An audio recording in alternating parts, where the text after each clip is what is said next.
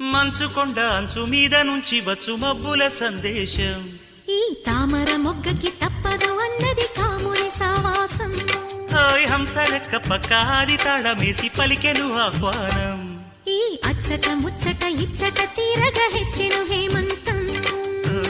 ప్రియమగు ప్రియురాల చంపకు విరహాల విరిసిన పరువాల పిలిచెను మధుబాల. రేగే అందాలే వేసే పూబంధాలే. మధురం మధురం సాగే సరాగం మనసా వాచా. కుంకుమ పూల తోటలో కులికే ఓ కుమారి. శంఖములు దిన ప్రేమకి చేశా మదినివాడి.